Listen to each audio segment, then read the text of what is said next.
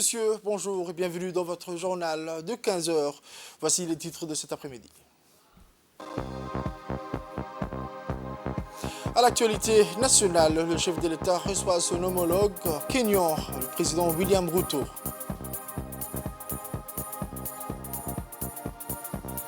Autre actualité nationale, le président William Ruto s'adresse à la représentation nationale.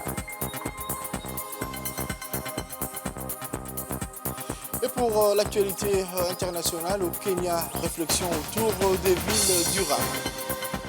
Les détails dans cette édition de 15 heures.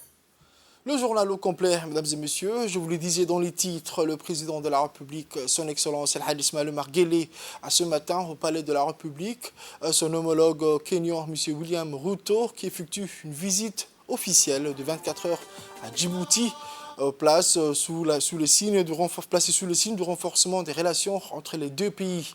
La visite du président du Kenya à Djibouti est le premier depuis son élection le mois d'août dernier. Elle intervient dans le cadre du renforcement des relations privilégiées, des partenariats entre les deux pays dans différents secteurs.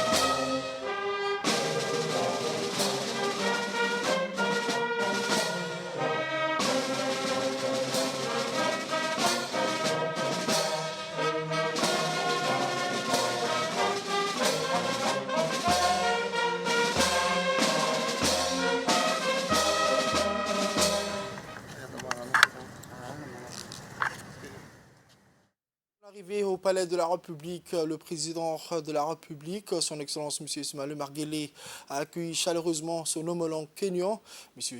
William Ruto, qui est arrivé hier à Djibouti pour entamer une visite officielle à la tête d'une forte délégation ministérielle de son pays. Format le plus élevé de l'ordre diplomatique a été réservé pour la visite du président du Kenya. Ces signes distinctifs propres à un tel déplacement, dont une aide d'honneur, une revue des troupes et l'hymne national du Kenya, interprété par la garde d'honneur de notre pays, a retenti au Palais de la République.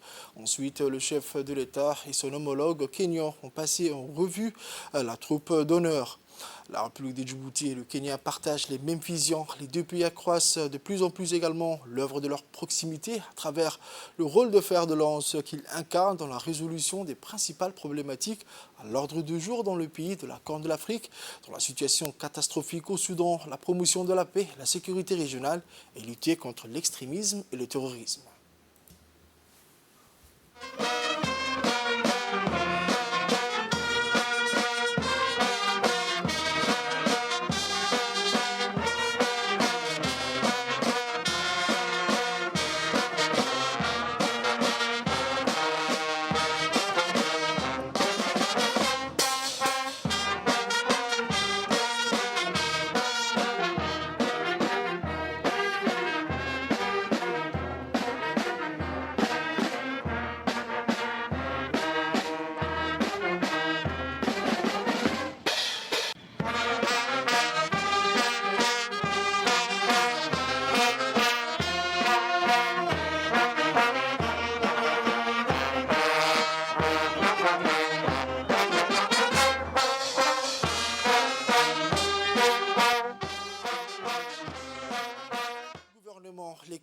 diplomatique étrangère à Djibouti, ainsi que plusieurs hauts responsables civils et militaires étaient présents pour accueillir chaleureusement le président du Kenya.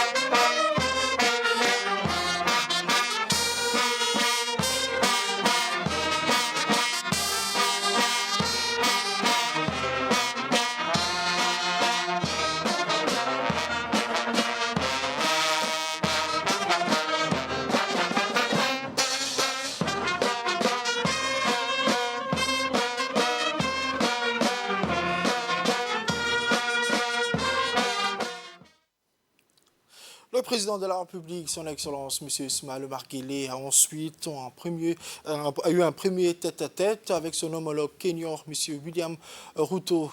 Cet entretien du président avec son homologue kényan s'inscrit dans le volet bilatéral. Les deux chefs d'État ont abordé également les voies et moyens d'approfondir davantage les relations déjà privilégiées entre les deux pays et les deux peuples. Les échanges axés sur les procédés susceptibles de générer une rentabilisation maximale des grands projets de développement autour duquel les deux parties collaborent déjà ensemble, capitaliser sur les secteurs vitaux, renforcer les échanges d'expériences et de connaissances en matière de logistique, commerce, énergétique ont été au centre de ces discussions entre les deux chefs de l'État. L'audience a également servi par ailleurs d'opportunité à l'évaluation des avancées enregistrées dans les relations entre les deux pays et les deux nations.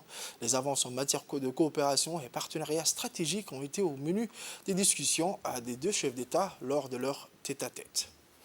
Ensuite, les entretiens en tête-à-tête entre le président djiboutien et le président kenyan étaient procédés d'une audience élargie de travail aux collaborateurs respectifs des deux chefs d'État, le renforcement des relations bilatérales, l'extension des échanges économiques et commerciaux à tous les secteurs d'activité, le port à un niveau encore plus efficient, le partenariat stratégique qu'entretiennent Djibouti et le Kenya a été au cœur des échanges entre les deux présidents et les deux délégations. Au cours de cette réunion élargie, le président de la République et son homologue kenyan ont mutuellement réitéré leur volonté respective d'œuvrer toujours au renforcement du niveau d'échange et de collaboration entre les deux parties et leurs deux peuples. La réunion a été l'occasion de faire un inventaire général des relations Djibouti-Kenya, le partenariat entre les deux chefs d'État. La question de la comité conjointe mise en place pour accélérer les partenariats et les collaborations ont été au cœur de ces échanges entre les deux chefs d'État et leurs délégations respectives. Plusieurs membres du gouvernement du Kenya ont assisté à cette réunion élargie, notamment le ministre des Affaires étrangères kenyan, M. Alfred Mutua, le ministre de la Défense et plusieurs hauts responsables au Kenya. Côté djiboutien, le ministre des Affaires étrangères et de la coopération internationale, M. Mahmoud Ali Youssouf, le ministre de la Défense, M. Hassan Omar Mohamed, ainsi que plusieurs hauts responsables ont pris part à cette réunion. Autre actualité à la une de ce journal, le président de l'Assemblée nationale, M. Duleta Mohamed Duleta, a accueilli chaleureusement aujourd'hui au siège du Parlement le président du Kenya, son Excellence le Dr William Ruto, venu pour prononcer un discours devant la représentation nationale. Cette visite du président à l'Assemblée nationale s'inscrit dans le cadre de sa visite officielle de notre pays. Cette cérémonie a été marquée par la présence du Premier ministre, son Excellence M. Abdelkader Kamel Mohamed, les membres du gouvernement, les représentants des institutions de la République, les préfets de Djibouti et des régions de l'intérieur, les plus hauts dignitaires civils et militaires, ainsi que les représentants du corps diplomatique et consulaire accrédité à Djibouti. L'ordre du jour portait sur l'allocution du président kenyan, son Excellence le Dr William Ruto, introduit au préalable. Après la signature du mémorandum dans un entretien en tête-à-tête et l'échange de cadeaux traditionnels, le président de l'Assemblée a clôturé cette séance spéciale de la visite protocolaire de l'Excellence Dr William Ruto, président du Kenya.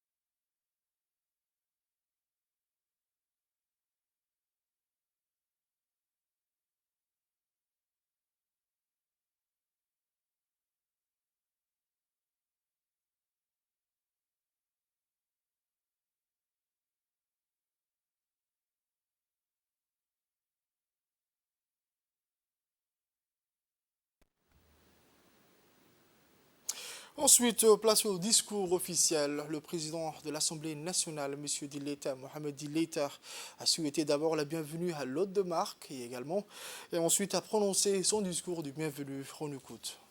Monsieur le Président, c'est un immense honneur et un plaisir pour moi de vous accueillir et de vous souhaiter la bienvenue à l'Assemblée nationale de Djibouti. Permettez-moi aussi de vous exprimer tous mes remerciements pour votre présence qui témoigne de l'importance que vous accordez et de l'estime que vous avez pour le Parlement djiboutien. La représentation nationale, par ma voix, vous souhaite également la plus cordiale des bienvenues à Djibouti, tout en espérant que vous passerez un agréable séjour. Votre visite témoigne de l'engagement partagé de nos deux pays à relever les défis communs auxquels nous sommes confrontés, en particulier dans le domaine de la sécurité, du commerce et de l'intégration régionale. Je tiens également à saluer, à me féliciter aussi de la tenue du 14e sommet ordinaire des chefs d'État et de gouvernement des pays membres de l'IGAD. Je voudrais à ces propos remercier Son Excellence le Président de la République, Ismaël Omar Guelleh, qui ne cesse d'œuvrer en faveur du rapprochement et de renforcement des liens entre les pays de la région et en particulier entre le Kenya et la République de Djibouti. Le président kenyan a à son tour fait un discours où il a souligné les relations historiques entre Djibouti et le Kenya.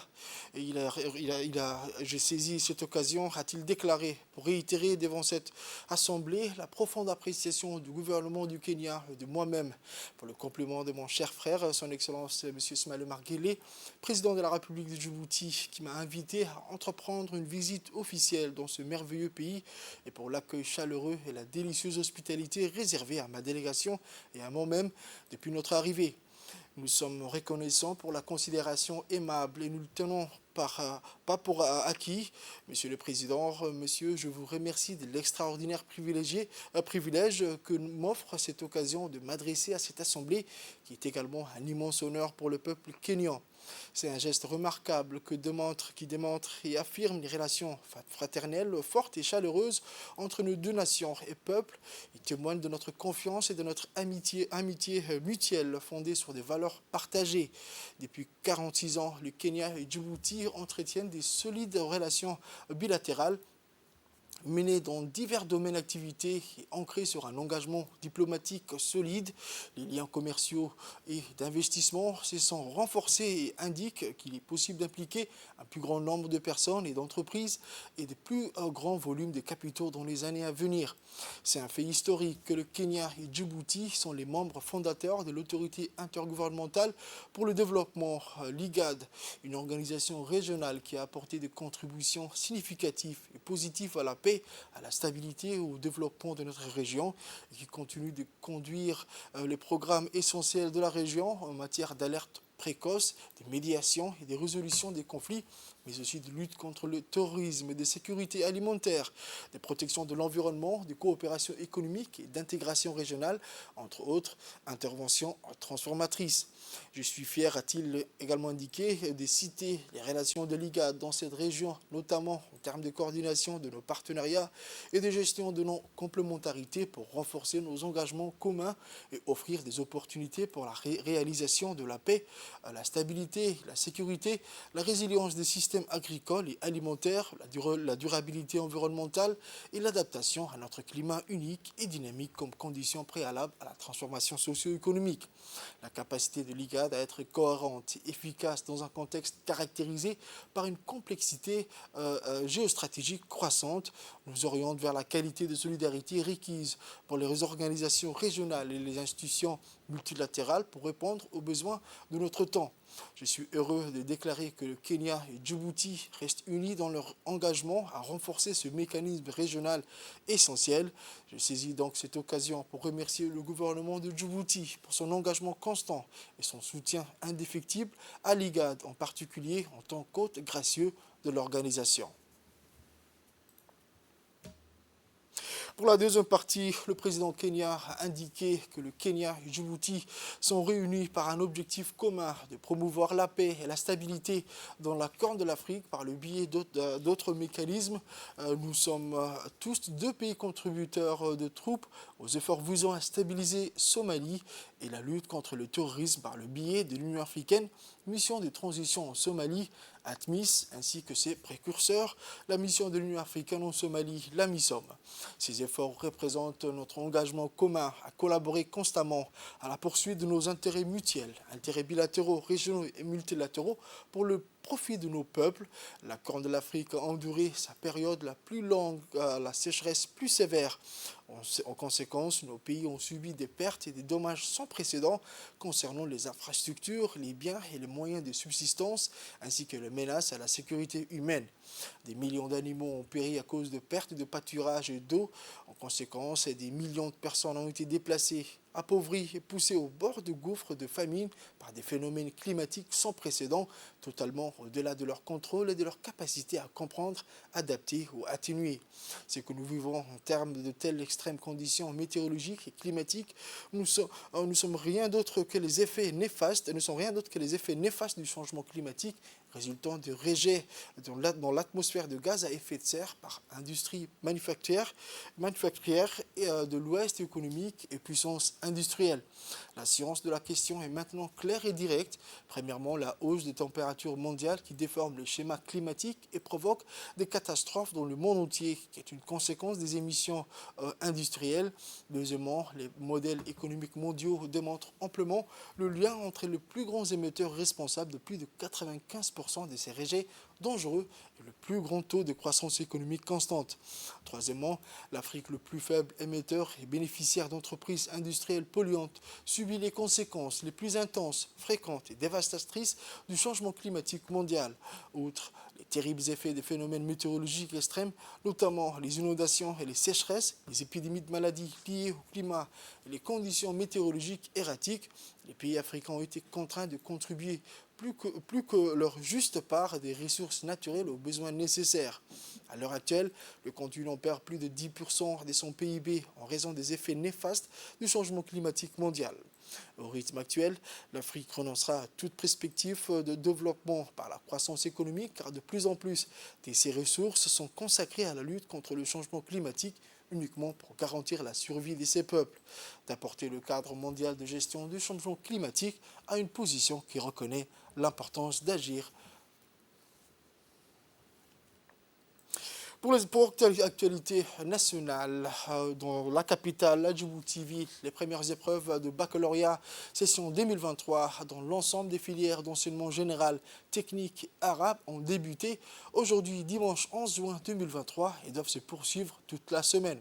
Cette année, ce sont plus de 8000 candidats issus de toutes les filières qui composent les épreuves. Parmi ces candidats, notons que plus de 6000 sont issus des filières d'enseignement général, alors que plus de 1500 sont issus des filières d'enseignement technique et professionnel. Et lors des 421 passent les épreuves de baccalauréat arabe et 59 candidats sont des enfants réfugiés qui composent les épreuves de baccalauréat dans le village d'Ali Adé. Les épreuves du bac se déroulent dans plus de 24 centres d'examen répartis sur l'ensemble du territoire. Il faut dire que dans les régions, les autorités locales sont mobilisées avec les responsables du MENFOP et leurs homologues du ministère de la décentralisation pour s'assurer du bon déroulement des épreuves du baccalauréat. Le centre de formation des enseignants de l'enseignement général, Omar Guelleh Ahmed, et l'ensemble des lycées de la capitale, le lycée d'État de Djibouti, Gabod, Hodan et Balbala, ainsi que les centres sectoriels de formation aux différents métiers sont mobilisés pour abriter les épreuves de bac général et professionnel. À ce titre, les sujets d'examen ont été convoyés très tôt ce matin sous bonne escorte policière. grâce à la mobilisation des services de police et de la gendarmerie qui ont assuré la sécurité et la confidentialité de lots d'enveloppes qui ont été remis sous scellés aux différents chefs de centre d'examen sous la supervision du président du jury d'examen. Pour mémoire, ce dispositif spécial pour le baccalauréat est entré dans le mœurs pour le MENFOP qui sort le grand moyen pour assurer le bon déroulement de ces épreuves du baccalauréat chaque année. Enseignants et personnels d'encadrement pédagogique et administratif sont tous à pied d'œuvre pour assurer la surveillance, le secrétariat, la logistique pour un fonctionnement optimal des centres d'examen. En outre, l'ensemble des personnels enseignants et administratifs désignés pour assurer la surveillance et le secrétariat du baccalauréat ont été à la hauteur de ces tâches. C'est dans ce félicite le MENFOP, puisqu'il a réussi encore une fois à mettre en place un dispositif bien huilé pour le déroulement optimal des épreuves du bac 2023. Pour l'actualité internationale, je vous l'ai dit dans le titre, Nairobi, la capitale du Kenya, encore appelée ville verte au soleil. La mégalopole située à 1795 mètres au-dessus du niveau de la mer bénéficie de températures douces tout au long de l'année. La mégalopole a abrité cette semaine la deuxième session de l'Assemblée des Nations Unies pour l'habitat, occasion de cerner de l'architecture des villes durables, profitant notamment des opportunités qu'offre la nature. Nairobi est connu aussi pour son parc, véritable havre de paix pour la flore et la faune au milieu de la ville. Il s'étend sur plus de 117 km², considéré comme le seul parc au monde situé dans une capitale. Il est menacé par la poussée démographique. Alors que les villes du monde entier doivent faire face aux défis du changement climatique causé par l'homme, les zones périphériques offrent encore une vie saine. De nombreuses villes dans le monde ont promis de planter davantage d'arbres qui absorbent le carbone afin de contribuer à la lutte contre le changement climatique. C'est tout pour ce journal de 15 heures, mesdames et messieurs. Merci à vous de l'avoir suivi. Restez avec nous pour la suite du programme sur Télé Djibouti.